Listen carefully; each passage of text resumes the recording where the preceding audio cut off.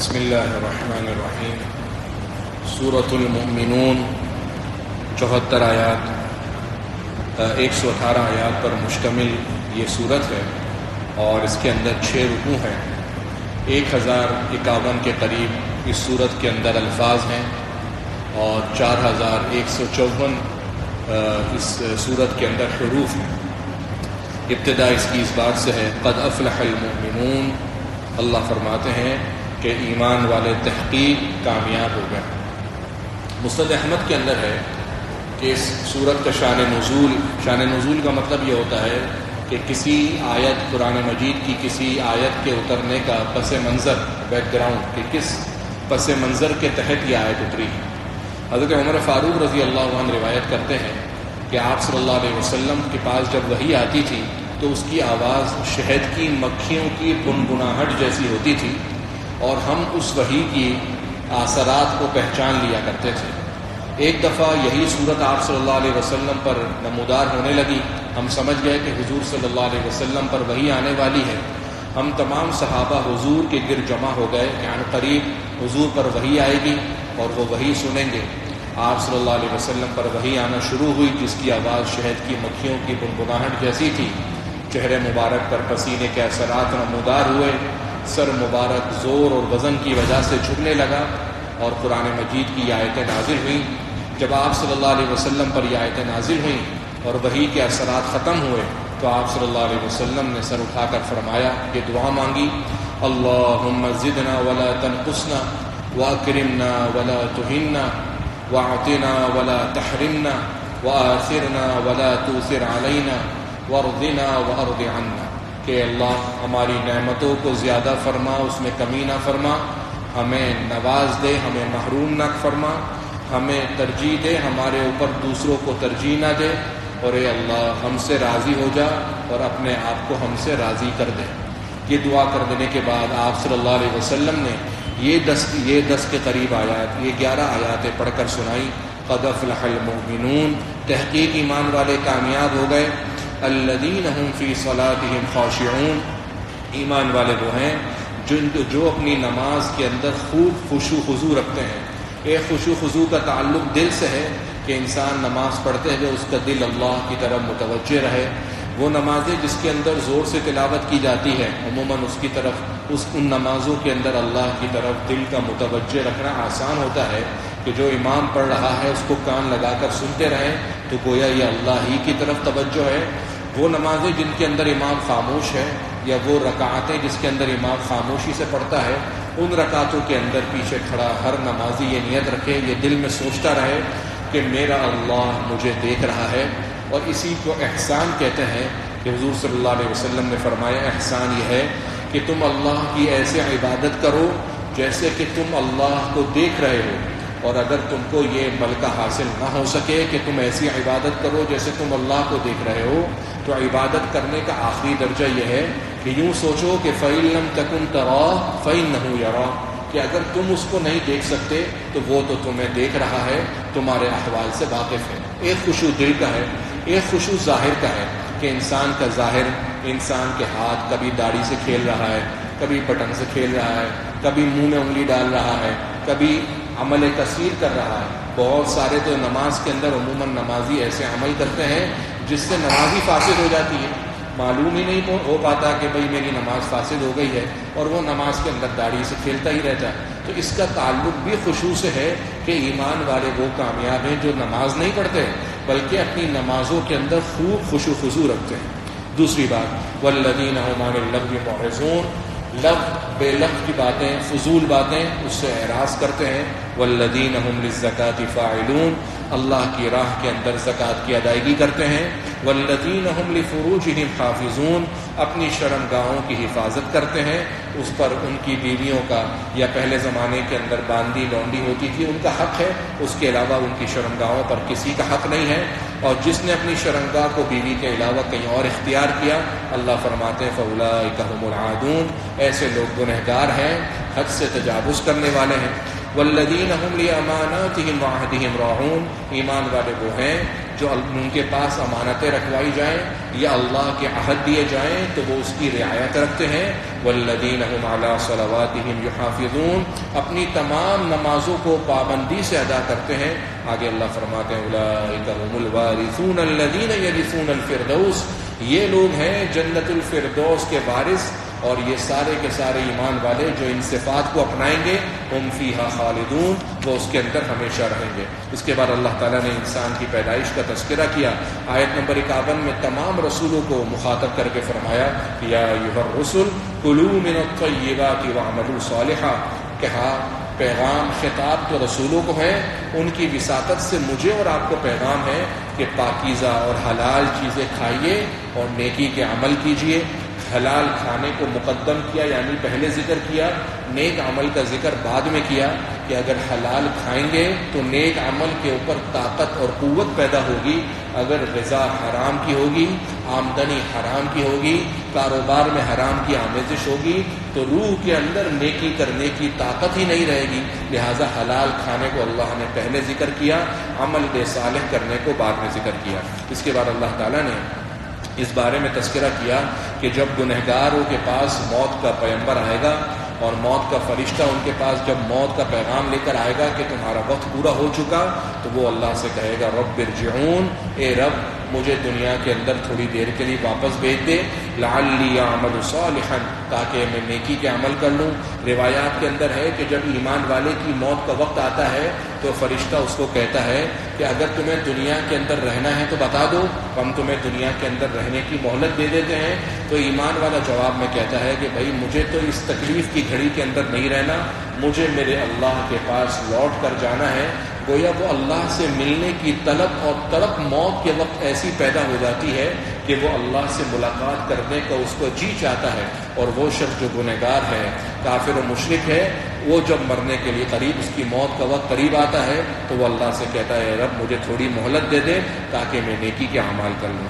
اس کے بعد اللہ تعالیٰ نے قیامت کے بارے میں فرمایا آیت نمبر 101 میں کہ جب سور پھونک دیا جائے گا تو قیامت کے دن کوئی رشتہ ناتا کام نہیں آئے گا، نہ آپس میں تم ایک دوسرے سے بات کر سکو گے. وہاں پر تو ایک ہی سکہ چلے گا، اور وہ سکہ ہے کامیابی اور ناکامیابی کا، کہ کون کامیاب کون ناکام.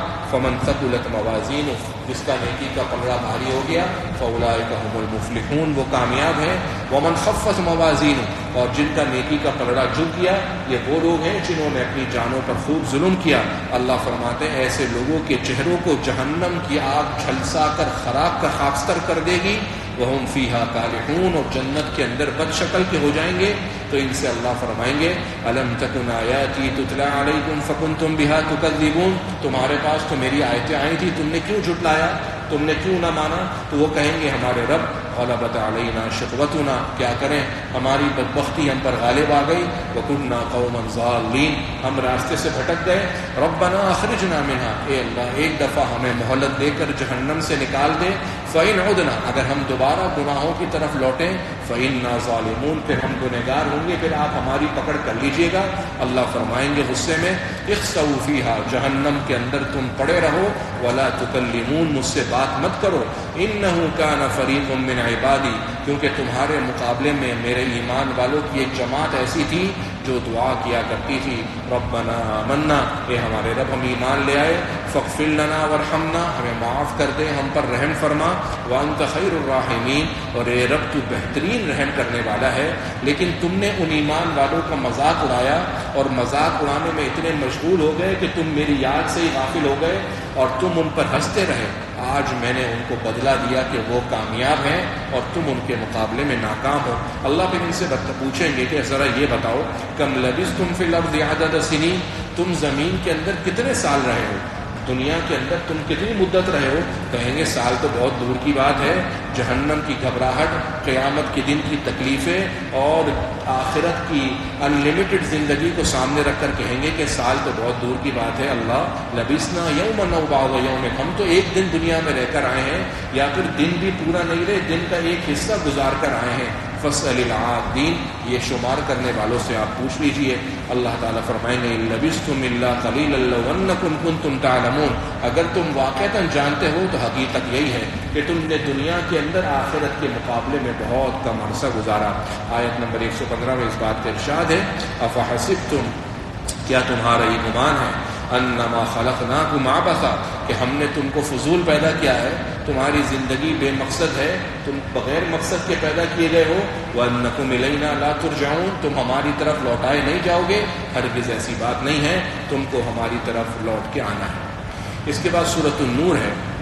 یہ وہ صورت ہے کہ حضرت عمر فاروق رضی اللہ عنہ نے فرمایا علموا اولادکم سورۃ النور، کہ عورتوں اپنی اولاد کو، اپنی بیٹیوں کو سورۃ النور سکھایا کرو۔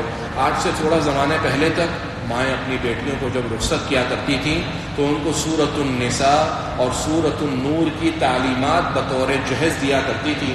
ہمارے ہاں جہیز کے اندر مادی سامان بہت ہو گیا، فرنیچر اور کتنے معاملات اسٹیٹس بنانے کے لیے دیے جاتے ہیں، لیکن عورتوں کے معاملات سمجھانے کے لیے سورۃ النساء اور سورۃ النور اس سے سراسر روگردانی کی جاتی ہے۔ سورۃ النور کی ابتدا اللہ تعالیٰ نے انتہائی عجیب و غریب اور انتہائی انوکھے اور انتہائی نرالے انداز میں کی ہے۔ عموماً قرآن مجید کی صورتیں جیسے حروف مقطعات سے شروع ہوتی ہیں، کتاب اللہ کی حقانیت سے شروع ہوتی ہیں، اللہ کی وحدانیت سے شروع ہوتی ہے، لیکن یہ قرآن مجید کی یہ صورت ہے جس کا انداز ابتدا کا بڑا نرالا ہے، اور وہ یوں ہے سورۃ انزلناہا، کہ یہ صورت ہم نے ہی نازل کی ہے، وفرضناہا، اس صورت کے احکامات ہم نے ہی اتارے ہیں، وانزلنا فیہا آیات بینات، اس صورت کی ساری آیتیں واضح ہم نے ہی نازل کی ہیں، لعلکم تذکرون، تاکہ تم لوگ نصیحت حاصل کرو، کیونکہ اس صورت کے اندر ایسے احکامات ہیں کہ کل کو کوئی شخص کھڑا ہو جائے اور کہے یہ تو یار مولویوں کا مسئلہ ہے، یہ تو علماء کرام نے عجیب عجیب نت نئی باتیں بتا دی ہیں کہ ایسے پردہ کرو، ایسی سختی کرو، بھائی دین میں اتنی سختی کہاں ہے؟ تو اللہ تعالیٰ نے یہ احکامات نازل کرنے سے پہلے اس صورت کے بارے میں فرما دیا کہ اس کے احکامات ہم نے ہی نازل کیے ہیں، حالانکہ پورا قرآن اللہ ہی کی طرف سے نازل شدہ ہے، لیکن اس صورت کے احکامات چونکہ ایسے ہیں کہ جس کا تعلق عورتوں سے، معاشرت سے، آئلی معاملات سے، خاندانی نظام سے ہے، اس لیے اس کی ابتدا کے اندر تاکیداً فرمایا۔ اس کے بعد اللہ تعالیٰ نے ان لوگوں کے بارے میں جو لوگ بدکاری کریں ان کی سزا بتائی کہ ان لوگوں کو 100 کوڑے لگائے جائیں، اور جب تم 100 کوڑے لگا رہے ہو اور تم دیکھو کہ وہ لوگ بیچارے ڈر رہے ہیں، ان کے اوپر تم شفقت نہ کرنا، کیونکہ یہ اللہ کا حکم ہے، اور جب ایسے لوگوں کے اوپر کوڑے لگاؤ تو ساتھ قرآن نے فرمایا وَلْيَشْهَدْ عَذَابَهُمَا طَائِفَةٌ مِّنَ الْمُؤْمِنِينَ، ایمان والوں کی ایک بہت بڑی جماعت اس سزا کو دیکھنے کے لیے وہاں پر موجود ہو، تاکہ ان کو پتہ لگے کہ اگر کل کو کوئی اور شخص بد کرداری کے اندر اور بدکاری کے اندر کسی عورت کے ساتھ مبتلا ہوتا ہے تو اس کو بھی یوں ہی برسر عام سزا دی جائے گی۔ اس کے بعد واقعہ افک ہے۔ واقعہ افک حضرت عائشہ رضی اللہ عنہا کے بارے میں ہے۔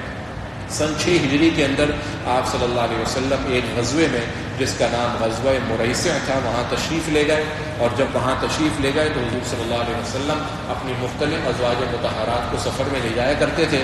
اس سفر کے اندر حضرت عائشہ رضی اللہ عنہا کو ساتھ لے گئے۔ سفر سے جب واپسی آنے لگے تو آپ صلی اللہ علیہ وسلم نے ایک جگہ پر پڑاؤ کیا حضرت عائشہ رضی اللہ عنہا حضور کی بیوی قضاء حاجت کے لیے تشریف لے گئی۔ قضاء حاجت کر کے آئی تو ان کے گلے میں ایک ہار تھا، انہوں نے ہار دیکھا تو وہ نہیں تھا، بہت قیمتی ہار تھا، تو ہار لینے کے لیے ڈھونڈنے کے لیے واپسی اسی جگہ پر گئیں۔ ہار تو مل گیا، لیکن جب واپسی وہاں پر آئی تو وہاں پر قافلے والے نہیں تھے۔ اس زمانے کے اندر ہودج ہوا کرتا تھا جس کو کندھے پر اٹھا کر 4 لوگ چلا کرتے تھے۔ لوگوں نے یہ سوچ کر کہ حضرت عائشہ اس کے اندر موجود ہیں، چونکہ وہ انتہائی چھوٹی عمر کی تھی، دبلی پتلی اور نازک سی تھی، تو وہ سمجھے کہ ہم نے ان کو کندھے پر ہودج کے اندر پردے میں اٹھایا ہوا ہے، لیکن وہ اس کے اندر نہیں تھی۔ حضرت عائشہ رضی اللہ عنہا نے حکمت، دانشمندی اور فراست کے ساتھ سوچا کہ اگر میں یہاں سے ان کا پیچھا کروں تو شاید رستہ بھٹک جاؤں گی، میں یہیں پر بیٹھ جاتی ہوں، جب حضور اور ان کے ساتھیوں کو پتہ لگے گا کہ عائشہ نہیں ہے تو وہ خود ڈھونڈتے میرے پاس آ جائیں گے۔ حضرت عائشہ رضی اللہ عنہا یہیں پر بیٹھ گئیں۔ تھوڑی دیر کے اندر ان کی آنکھ لگ گئی۔ آپ صلی اللہ علیہ وسلم کے ایک بڑے صحابی، مایاناز صحابی حضرت صفوان ابن معطل رضی اللہ عنہ کی ان کی ایک ذمہ داری تھی کہ وہ قافلے سے پیچھے رہا کرتے تھے تاکہ قافلے والوں کی کوئی قیمتی چیز گر جائے، کوئی مسئلہ ہو تو وہ پیچھے سے اس کو مینج کر سکیں۔ جب قریب آ کر دیکھا کہ بھئی کوئی انسان سو رہا ہے، انہوں نے حضرت عائشہ رضی اللہ عنہ کو پردے کا حکم نازل ہونے سے پہلے دیکھ چکے تھے۔ حضرت عائشہ پر نظر پڑی، انہوں نے زور سے کہا انا للہ و انا الیہ راجعون۔ حضرت عائشہ فوراً اٹھ گئی، پردہ کیا۔ حضرت صفوان سمجھ گئے کہ شاید یہ کسی وجہ سے پیچھے رہ گئی ہیں، اپنے اونٹ کو بٹھایا، حضرت عائشہ اس پر سوار ہوئی اور پردے کے تمام معاملات کو نزاکت سے دیکھتے ہوئے پڑاؤ کر کے وہاں پر ان کے قافلے کے ساتھ واپسی چلے گئے اور قافلے کے اندر شامل ہو گئے۔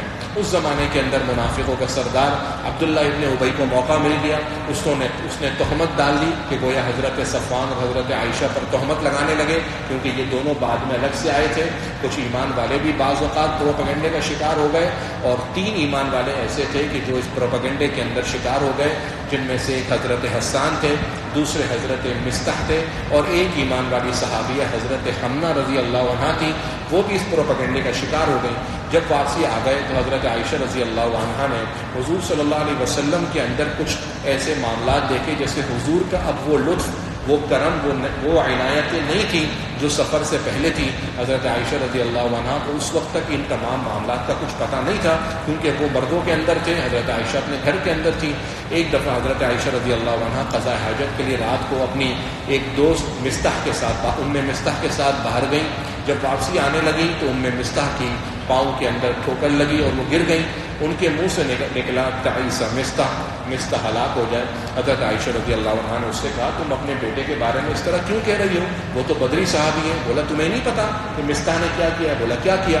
بولا مستح تو ان لوگوں میں سے ہے جنہوں نے تم پر تہمت لگائی ہے۔ اور کس چیز کی تہمت؟ حضرت مستح رضی اللہ عنہا نے ام المومنین حضرت عائشہ رضی اللہ عنہا کو یہ واقعہ سنایا۔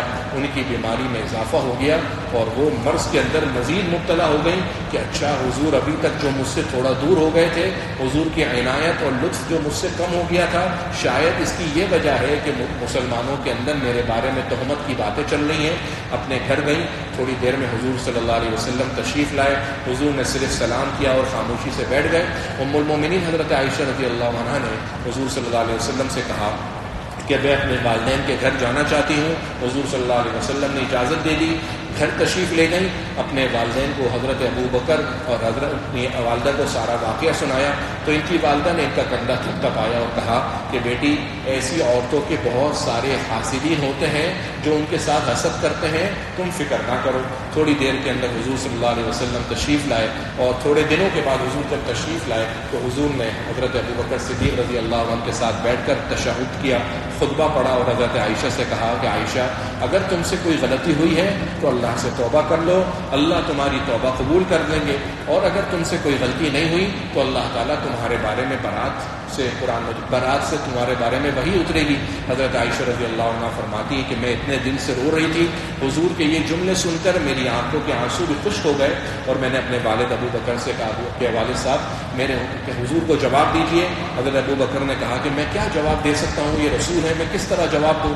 اپنی والدہ کی طرف دیکھا کہ حضور کو میری طرف سے جواب دیجیے۔ ان کی والدہ نے بھی عذر قبول کیا۔ اس کے بعد حضرت عائشہ رضی اللہ عنہا نے مختصراً انتہائی حکمت اور فراست اور عقل اور دانش مندی سے کچھ باتیں کہیں، اور حضرت عائشہ کے الفاظ یہ تھے کہ حضور، اگر میں یہ کہہ بھی دوں کہ میں نے گناہ نہیں کیا تو اس وقت معاشرے میں اتنی باتیں زور سے رائج ہیں کہ میری بات کہنے کا کوئی فائدہ نہیں ہوگا۔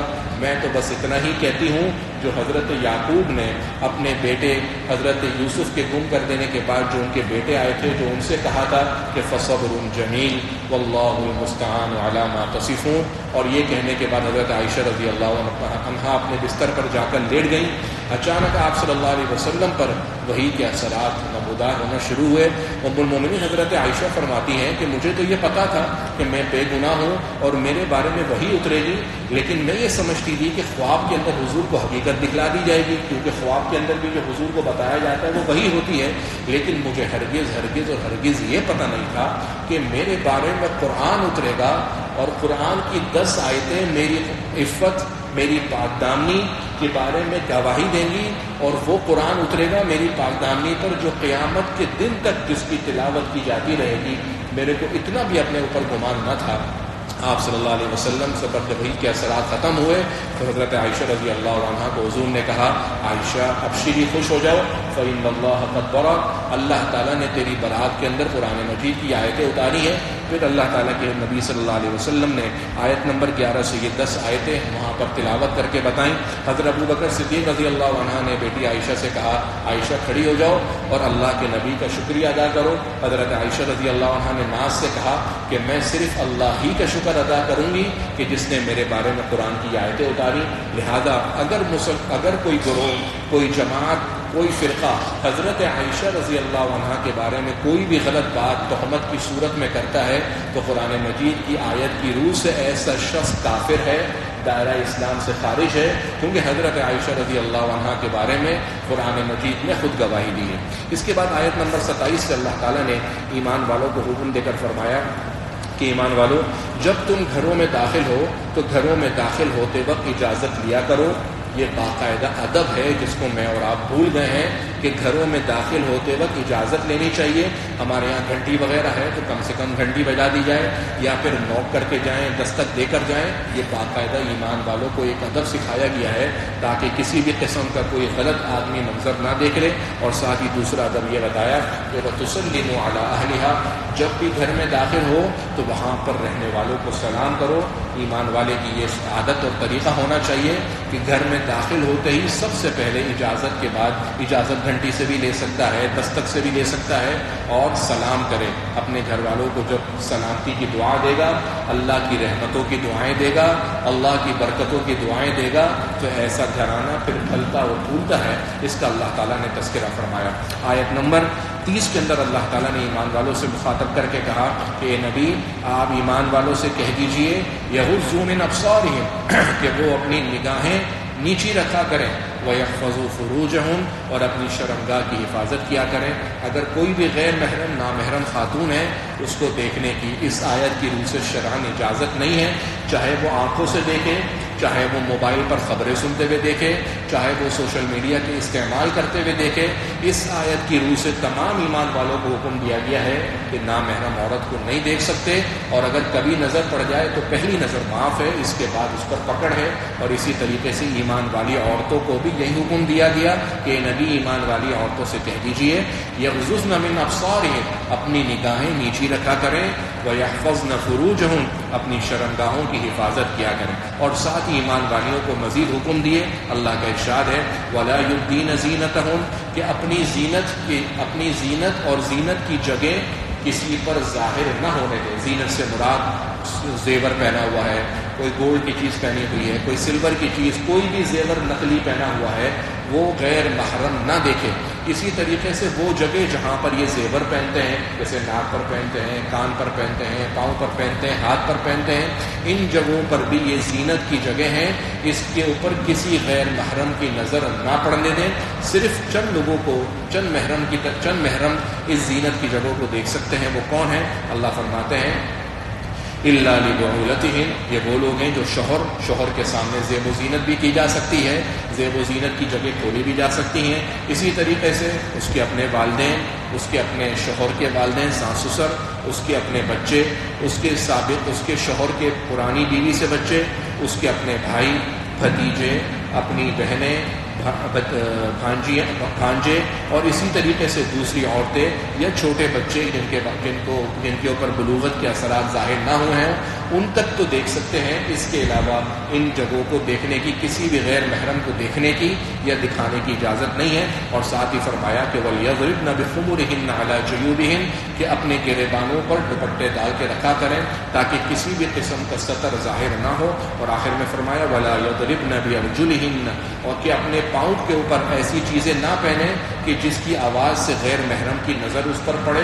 قرآن میں آخر میں فرمایا کہ اگر کبھی ایسا ہو گیا ہے تو ٹھیک، آئندہ کے لیے وتوبوا الی اللہ جميعا، تم سب کے سب اللہ کی طرف توبہ کرو، لعلکم تفلحون، تاکہ تم کامیاب ہو جاؤ. اس سے عورتوں کو باقاعدہ پیغام دیا گیا کہ تمہارا زیب و زینت کرنا سب درست ہے، لیکن تمہارے شوہر یا محرم رشتے داروں تک ہے.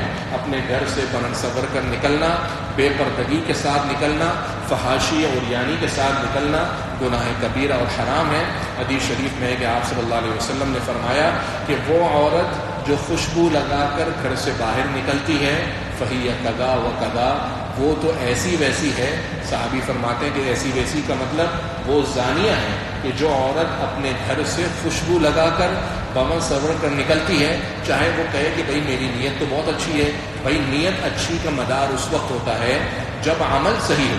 اگر عمل صحیح ہے تو پھر نیت کا اعتبار ہوتا ہے، اگر عمل ہی غلط ہے تو پھر نیت کا کسی بھی قسم کا کوئی اعتبار نہیں ہے. اللہ تعالیٰ نے آیت نمبر 36 میں ان مردوں کی تعریف بیان کی کہ یہ وہ مرد ہیں جو مسجدوں کو آباد رکھتے ہیں اور ان کی تجارت، ان کا کاروبار ان کو اللہ کے ذکر سے، نمازوں کے قائم کرنے سے نہیں روکتا، وہ اللہ سے خوب ڈرتے ہیں. اس کے بعد اللہ تعالیٰ نے اپنی ایک توحید کا ذکر کرتے ہوئے فرمایا کہ اللہ تعالیٰ نے مختلف قسم کے چوپائے، چلنے والی چیزیں زمین پہ بنائی ہیں. کچھ پیٹ کے بل رینگتی ہیں، کچھ 2 ٹانگوں پر ہیں، کچھ 4 کے اوپر ہیں. یہ سب کے سب اللہ ہی کی خلقت ہے. اس کے بعد اللہ تعالیٰ نے ان عورتوں کا ذکر فرمایا کہ وہ عورتیں کہ جن کی عمر بڑی ہو گئی ہو اور وہ اگر ان سے نکاح کرنے کی عموماً امید نہ رکھی جاتی ہو، تو اگر وہ کبھی گھر سے باہر نکلیں اور گھر سے باہر نکلتے وقت اپنے آپ کو مکمل ڈھانپ لیں اور زیب و زینت نہ کریں اور چہرہ کھلا رکھیں تو اس کی ان کو گنجائش ہے. لیکن اگر پھر بھی وہ پردہ کر کر نکلیں تو قرآن فرماتا ہے وَإِن يَسْتَعْفِفْنَ خَيْرٌ لَهُمْ، کہ اگر وہ پردہ کر لیں تو ایسا کرنا ان کے لیے بہتر ہے. آیت نمبر 63 کے اندر اللہ تعالیٰ نے فرمایا فَلْيَحْذَرِ الَّذِينَ يُخَالِفُونَ عَنْ أَمْرِهِ، کہ وہ لوگ جو اللہ کے حکم سے روگردانی کرتے ہیں ان کو اس بات سے ڈرنا چاہیے کہ اللہ کا عذاب ان کے پاس آ جائے گا، کسی آزمائش کے اندر وہ لوگ مبتلا ہو جائیں گے. اللہ تعالیٰ مجھے اور آپ کو اس پر عمل کرنے کی توفیق نصیب فرمائے. الحمدللہ رب العالمین، اللهم صل على سيدنا محمد النبي الأمي وعلى آله وصحبه وسلم تسليما. اللهم إنك عفو كريم تحب العفو فاعف عنا. اللهم إنك عفو تحب العفو فاعف عنا. اللهم إنك عفو تحب العفو فاعف عنا. اے اللہ ارحم الراحمین، ہم سب کے تمام گناہوں کو معاف فرما، ہماری لغزشوں کو، کوتاہیوں کو درگزر فرما. اے اللہ سابق زندگی میں جو گناہ ہو گئے، آپ کے فضل، آپ کی رحمتوں کے طفیل، اے اللہ ہم سب کو معاف فرما. اے اللہ گناہوں سے، گناہوں کی گندگیوں سے، گناہوں کی نحوستوں سے ہم سب کو محفوظ فرما. نیکی کرنے کا ذوق شوق نصیب فرما، نیکی کرنے کا جذبہ نصیب فرما. اے اللہ ارحم الراحمین، رات میں تراویح پڑھنا، دن میں روزہ رکھنا اپنی بارگاہ میں قبول و منظور فرما. اے اللہ قرآن مجید کا جو کچھ پیغام سنا گیا ہم سب کو اس پر عمل کرنے کی توفیق نصیب فرما. ہماری ماں بہنوں کو، بیوی کو، بیٹیوں کو عفت اور پاکدانی والی باپردہ زندگی گزارنے کی توفیق نصیب فرما. اے اللہ ہم سب کو اپنا گھر کا ماحول 100% شریعت کے مطابق بنانے کی، سنوارنے کی توفیق نصیب فرما. اے اللہ چین والی، سکون والی، عافیت والی زندگی نصیب فرما. اے اللہ راحت والی، امن و ایمان اور اسلام و سلامتی والی زندگی نصیب فرما. اے اللہ تمام مسلمانوں کی مدد فرما. جتنے مسلمان دنیا بھر میں کمزور ہیں اللہ ان سب مسلمانوں کی دستگیری فرما. اے اللہ غزہ کے مظلوم مسلمانوں کی مدد فرما. فلسطین کے مسلمان ظلم کی چکی میں پس رہے ہیں، اللہ ارحم الراحمین ان کی خوب دستگیری فرما. اے اللہ ان کے مجاہدین کو فتح اور کامرانی نصیب فرما. غیب کے خزانوں سے اللہ ان کے لیے عافیتوں کا، فتح کا فیصلہ فرما. اے اللہ ان کے مخالفین، ان کے ہم نوا، ان کے مددگار، ان کے معاونین، یا اللہ ان کو نیست و نابود فرما، ان کو تباہ و برباد فرما. اے اللہ ان کے ناپاک وجود کو اس زمین سے پاک فرما. اے اللہ الراحمین جہاں تک ہو سکے ہم سب کو اے اللہ فلسطین کے مظلوم مسلمانوں کی ہر طریقے سے مدد کرنے کی توفیق نصیب فرما. اے اللہ ہماری دنیا بھی اچھی کر دے، ہماری آخرت بھی اچھی کر دے، ہماری آخرت کو دنیا سے بہتر بنا. اے اللہ پوری امت پر رحم فرما. اے اللہ پوری امت کی حفاظت فرما. اے اللہ پوری امت کے لیے خیر رشد و ہدایت کی ہوائیں چلا، اے اللہ پوری امت کے لیے عافیت کا فیصلہ فرما۔ وصلی اللہ وسلم علی خیر خلقہ محمد وآلہ وصحبہ اجمعین برحمتک یا ارحم